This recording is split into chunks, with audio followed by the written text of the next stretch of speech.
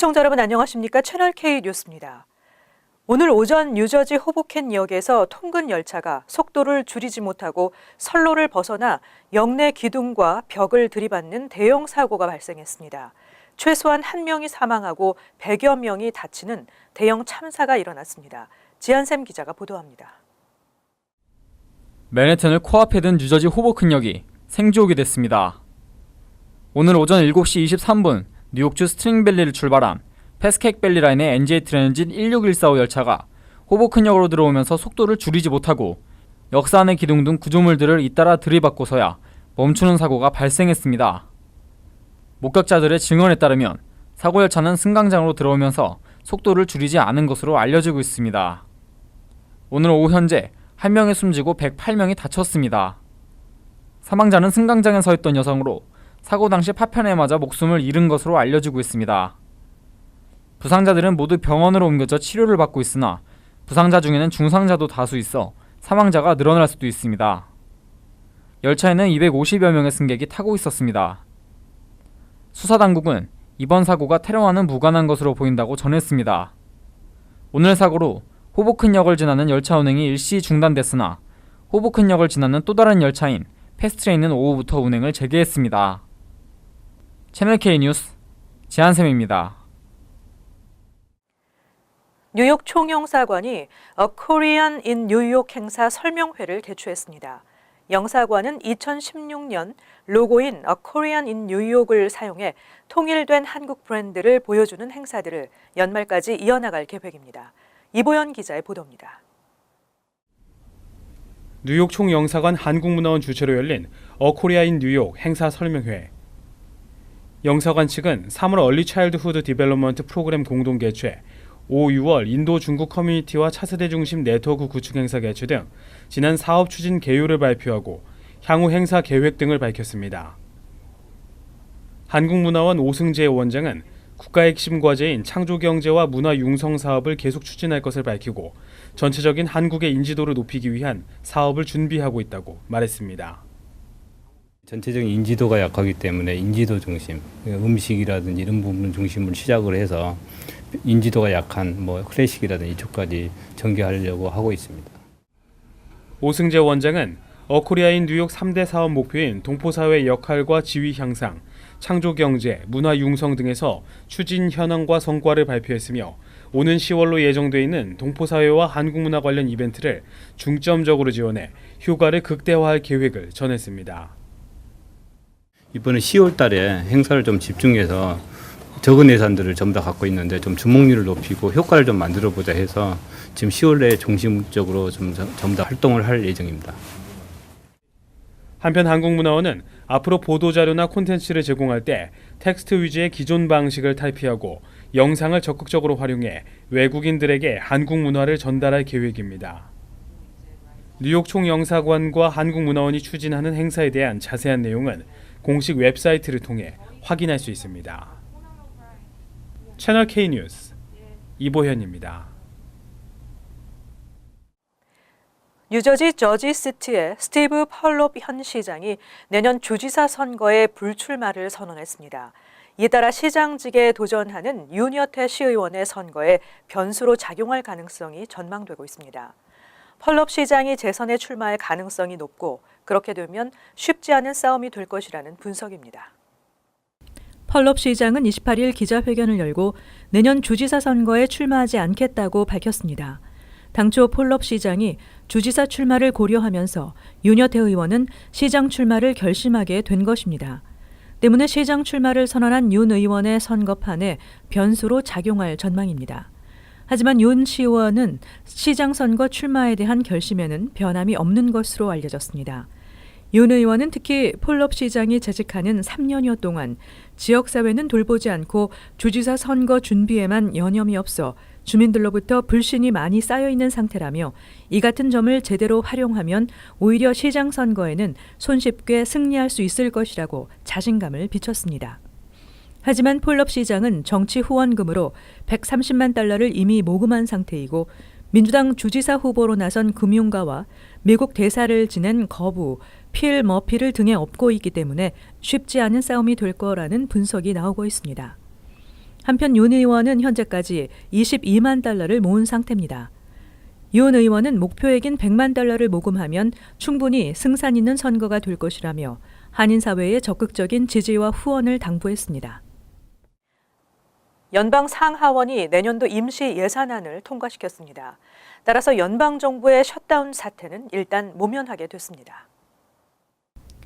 연방 상원은 28일 2016-2017 회계년도 임시 예산안을 찬성 72표, 반대 26표로 통과시키고 하원으로 넘겼습니다. 올 회계년도 만료일을 하루 앞둔 급박한 상황에서 하원도 오늘 오전 임시 예산안을 처리함으로써 우려했던 연방정부의 셧다운을 피했습니다. 이에 따라 대부분의 연방정부 기관은 오는 12월 9일까지 임시 예산을 집행할 수 있게 됐습니다. 특히 이번 예산안에는 비성직자 종교 이민과 50만 달러 투자 이민 리저널 센터 프로그램을 12월 9일까지 임시 연장하는 내용도 포함돼 있어 앞으로 2개월가량 해당 이민 절차가 지속될 수 있게 됐습니다. 아울러 의사가 부족한 곳에서 외국인 의사들에게 귀국 조건 없이 교환 연수 비자를 제공하는 콜레드 30 프로그램과 불법 고용을 차단하기 위해 온라인으로 취업 자격을 확인하는 전자 확인제 역시 시간을 벌게 됐습니다. 하지만 임시 연장마저 끝나는 12월 9일 전까지는 투자 이민을 포함한 이민 관련 한시 법안에 대한 새로운 개혁 조치를 마련해 연방 상하원 간 합의를 이뤄내야 제도가 존속할 수 있게 됩니다. 한편 연방정부 셧다운은 2013년 공화당이 오바마 케어를 저지하기 위해 맞서면서 발생한 바 있습니다. 2014년과 2015년에는 막판에 예산안이 통과되면서 셧다운을 모면한 바 있습니다. 그야말로 총격 사건이 끊임없이 발생하고 있습니다. 28일 사우스캐롤라이나주의 한 초등학교에서 총격 사건이 발생해 학생 2명과 교사 1명이 부상을 당했습니다. 이번에는 범인이 10대 소년이어서 더욱 충격을 주고 있습니다. 사우스캐롤라이나주 북서쪽 조지아주와 경계에 위치한 앤더슨 카운티 타운스빌 초등학교에서 28일 총격 사건이 발생했습니다. 10대 소년이 난사한 총기에 6살 어린이를 포함해 초등학생 2명과 교사 등 3명이 부상당했습니다. 용의자는 현재 경찰에 체포돼 조사를 받고 있습니다. 용의자는 초등학교에 가기 직전 집에서 아버지 47살 제프리 오스본을 먼저 쐈으며 이후 5km 정도 떨어진 학교로 가 학생들을 향해 총을 쐈습니다. 아버지는 집에서 죽음으로 발견됐습니다. 이 소년이 자신이 쏜 아이들을 사전에 알고 있었는지는 아직 확실하지 않습니다. 범행 동기도 아직 밝혀지지 않았지만 수사당국은 테러는 아닌 것으로 보고 있습니다. 초등학생 2명은 각각 발과 다리에 총상을 입었고 교사는 어깨에 총상을 입었습니다. 교사와 학생 1명은 인근 병원에서 치료를 받았으며 다른 학생 1명은 긴급 트라우마 센터로 헬리콥터로 이송돼 치료를 받고 있습니다. 앤더슨 카운티 경찰 당국은 모두 생명에는 지장이 없는 상태라고 전했습니다. 총격 사건 발생 사실을 몰랐던 학부모들은 학생들이 피신하고 있던 인근 교회에 도착해서야 상황을 파악하고 경악을 금치 못했습니다. 뉴욕시 무상 유아 교육에 많은 부모들이 만족하고 있는 것으로 나타났습니다. 또 유아 무상 교육을 통한 학생들의 학습 능력이 빠르게 향상되는 것으로 나타났습니다. 28일 교육 전문지 초코베이트에 따르면 75개 무상 유아 교육 기관 학생들이 7개월 동안의 학습 분량을 5개월여 만에 습득했습니다. 또한 70% 학생의 읽기, 쓰기, 수학 실력은 전국 평균인 62%와 비슷하거나 높았습니다. 이 중 아시안 학생들의 쓰기 실력은 전국 평균치보다 2배 높은 성장을 보였습니다. 하지만 흑인과 히스패닉 등의 소수계 학생들은 백인에 비해 성장이 더딘 것으로 조사됐습니다. 특히 수학은 아시안과 흑인이 백인 학생보다 낮은 점수를 받고 있는 것으로 집계됐습니다. 교육계와 시정부는 학생 수 증가에 따라 무상 교육 프로그램의 개선 방향을 검토하고 있습니다. 한편 위셋 리서치가 취학 전 아동을 둔 1,100가구를 대상으로 설문조사를 실시한 결과 응답자 90%가 취학 전 아동 전면 무상 교육에 만족해하는 것으로 나타났습니다. 또 응답자 83%가 자녀들이 프리K에서 많은 것을 배우고 있다고 답했고 절반 이상은 프리K에 다닌 뒤 자녀들의 행동이 개선됐다고 답했습니다. 특히 무상 유아 교육으로 자녀 교육비 부담이 덜어졌다고 답했습니다. 학비 부담으로 부채를 짊어지는 뉴저지주 대학생들이 늘고 있습니다. 뉴저지주의 주립대학의 평균 수업료가 뉴욕주에 비해 2배 이상 높은 것으로 나타났습니다. 전국에서 4번째로 높았습니다. 중앙일보가 주별 주립대 평균 수업료를 분석한 결과 2015-2016 학년도 뉴저지 주립대 수업료는 13,300달러로 집계됐습니다. 전국 주립대 평균 수업료는 9,410달러입니다. 뉴저지주는 평균 수업료가 7,460달러인 뉴욕 주립대에 비해 2배 비쌌고 전국에서 주립대 평균 수업료가 가장 낮은 와이오밍주에 비해서는 3배나 비싸게 나타났습니다. 전국에서는 4번째로 높게 나타났습니다. 특히 러커스 대학의 경우 5년 연속 수업료를 올렸으며 이 기간 중 평균 인상률은 2.4%입니다. 한인 학생이 많은 러커스대 뉴브런스윅 캠퍼스의 2016에서 2017 학년도 거주민 학생 수업료는 14,372달러로 전년에 비해서 17% 올랐습니다. 이는 6,470달러인 빙햄턴 뉴욕 주립대의 2배가 넘습니다. 러커스 대학의 경우 기숙사 식비까지 더하면 거주민 학생이라도 연간 26,632달러를 내야 합니다. 이 같은 높은 학비 부담은 부채를 짊어지는 대학생이 늘어나는 결과를 낳고 있습니다. 지난해 기준 러커스대 뉴브런스윅 캠퍼스 졸업생 중 59%가 학자금 부채를 안고 있으며 부채 평균은 25,334달러로 나타났습니다. 타이슨 푸드의 치킨 너겟 제품에서 플라스틱 조각이 발견돼 13만여 파운드가 리콜 조치됐습니다. 농무부는 타이슨 푸드의 치킨 너겟 제품에서 흰색 플라스틱 조각이 발견돼 총 13만 2,520파운드 제품을 리콜한다고 27일 밝혔습니다. 리콜 대상은 타이슨 풀리 쿡드 방코 치킨 너겟 5파운드와 20파운드로 유통기한은 2017년 7월 18일까지로 기재된 제품입니다. 5파운드 제품은 전국 코스코 매장에서 판매됐으며 20파운드 제품은 펜실베니아주 한 도매업체에 납품됐었습니다. 이와 관련해 타이슨 푸드 측은 검출된 플라스틱 조각은 운송 벨트를 연결하는 플라스틱 막대가 제조 공정 중 들어간 것으로 추정된다고 밝혔습니다. 하지만 현재까지 이번 결함과 관련해 보고된 피해 사례는 없는 것으로 알려졌습니다. 타이슨 푸드는 리콜 제품 구매 고객들에게 제품을 즉각 폐기하거나 구입한 매장에서 전액 환불받을 것을 권고했습니다. 이어서 LA 지역 한인사회 소식입니다. 가짜 계좌 개설로 연방 당국으로부터 벌금 폭탄을 맞은 웰스파고 은행이 캘리포니아주에서도 철퇴를 맞을 위기에 놓였습니다. 잔첸 캘리포니아주 재무장관은 오늘 성명을 통해 앞으로 1년 동안 주 당국의 지방채 발행뿐만 아니라 모든 은행 업무에서 웰스파고를 제외한다고 밝혔습니다. 이번 조치에 대해 전문가들은 미 전역에서 가장 큰 규모의 지방채를 발행하는 캘리포니아주가 거래를 끊는다면 웰스파고는 엄청난 타격을 입을 것으로 전망했습니다. 앞서 웰스파고는 직원들이 실적을 올리기 위해 고객 몰래 가짜 계좌를 개설한 사실이 적발돼 연방 당국으로부터 1억 8,500만 달러의 벌금을 부과받았으며 이런 가운데 존 스텀프 CEO가 수천만 달러 상당의 보상금까지 받은 사실이 드러나 다시 환수하는 등 더욱 논란을 키웠습니다. 스마트폰의 개척자라 불리던 블랙베리가 자체 스마트폰 생산의 전면 중단을 선언했습니다. 존 첸 블랙베리 CEO는 캐나다 토론토에서 열린 컨퍼런스에서 스마트폰의 생산을 완전 중단하고 사물 인터넷 솔루션 등 소프트웨어와 서비스 분야에 집중할 계획이라고 밝혔습니다. 이 같은 조치는 블랙베리의 극심한 영업 부진으로 인한 실적 저조에 따른 것으로 풀이되고 있습니다. 블랙베리는 2000년대 중반 쿼티 방식의 자판을 스마트폰에 탑재해 큰 인기를 끌었으며 바락 오바마 대통령이 사용하면서 오바마 폰으로도 불리며 명성을 이어왔지만 애플 아이폰과 삼성전자의 갤럭시 시리즈 등 경쟁 스마트폰에 밀려 고전을 면치 못했습니다. 다음은 월드 리포트입니다. 세계 커플이 헤어진다는 소식이 세계를 놀라게 하고 있습니다. 이들에게 이렇게 관심을 두는 이유는 무엇일까요? 영화 미스터 앤 미세스 스미스에 함께 출연하며 연인이 된 안젤리나 졸리와 브래드 피트.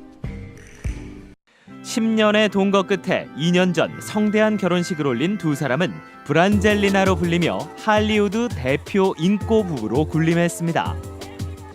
또한 난민과 불우아동을 돕고 전쟁 반대에 적극적으로 목소리를 내는 등 전 세계를 오가며 기부와 선행을 몸소 실천해온 모범적인 부모이기도 했습니다. 그런데 이번 주 안젤리나 졸리가 이혼 소송장을 접수했다는 충격적인 소식이 전해졌습니다. Angelina and Brad are breaking up. Yeah. 방송 진행자들은 이 소식을 전하며 큰 실망감을 비췄고 동료 배우들도 놀라기는 마찬가지였습니다. I didn't know that. Wow, She filed. I feel very sorry. Then that's a sad story. 런던 마담 투소 박물관에서는 벌써 나란히 서 있던 졸리와 피트의 밀랍 인형을 멀찌감치 떨어뜨려 놓았습니다. 오랜 세월 그들을 지켜본 팬들은 충격을 감추지 못합니다.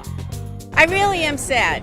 I really wish that Brad and Angelina were together forever and to be there as a couple. I really am sad about it.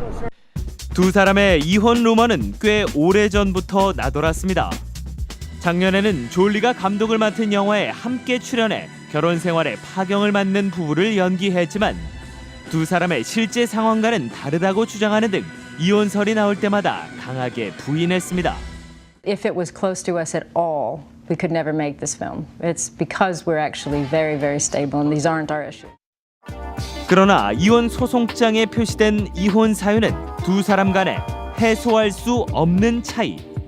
졸리의 변호사는 그녀가 가족의 건강을 위해 이혼 소송을 신청했다고 밝혀 갈등이 오래 지속돼 왔음을 시사했습니다. Ms. Jolie filed seeking a divorce, seeking joint legal custody, but physical custody herself of the 6 children. 가장 큰 쟁점은 입양 자녀 3명을 포함한 6자녀들의 거취입니다.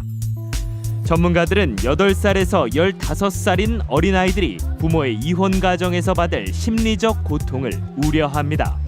If things have been bad beforehand and so they haven't got that degree of psychological resilience inside them to take with them, then you might see increased likelihood of depression, anxiety. 하지만 세기의 커플로 화제를 모았던 만큼 이들의 이혼 과정 또한 세기의 진흙탕 싸움이 될 거란 전망이 벌써부터 나오고 있습니다.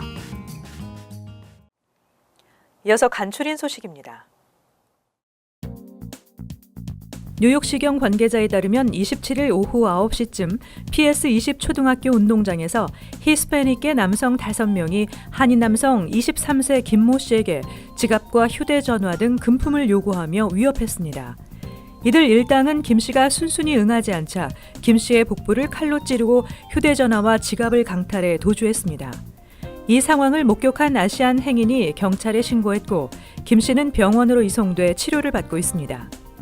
경찰은 피해자 김 씨의 증언을 토대로 강도 일당의 신원 확보에 주력하고 있습니다. 세인존스 대학의 2017 봄학기부터 한국어반 온라인 강의가 처음으로 개설됩니다.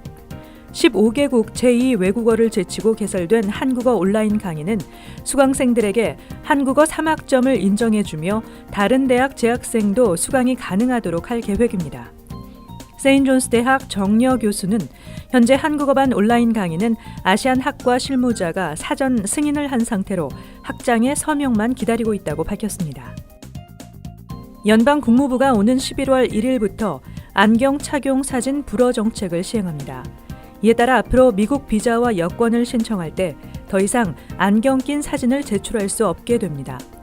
이는 신청자에 대한 컴퓨터 안면 인식 정확도를 높이기 위한 것입니다. 다만 안과 수술을 받았거나 긴급한 건강상의 이유 등으로 안경 착용이 불가피한 경우에는 진단서나 의사 소견서 등을 첨부하면 예외로 인정받을 수 있습니다. 뉴욕주에서 유틸리티와 통신업체들이 사망자에게 계약 관련 위약금을 부과하는 것이 금지됩니다. 앤드루 쿠모 주지사는 27일 계약 기간 내 가입자가 사망할 경우 위약금을 부과하지 못하도록 하는 법안에 서명하고 즉시 발효시켰습니다. 그동안 상당수 통신업체와 유틸리티 업체들은 계약 기간 내 가입자 탈퇴를 막기 위해 만료 기한 전 서비스 이용을 중단할 경우 이에 대한 벌금을 부과해 왔습니다. 계속해서 환율과 증권 소식입니다.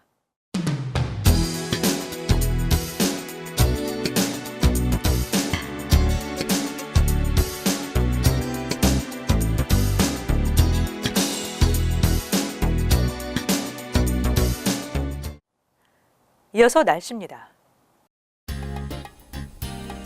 금요일은 흐리고 비가 내리겠으며 바람도 불겠습니다.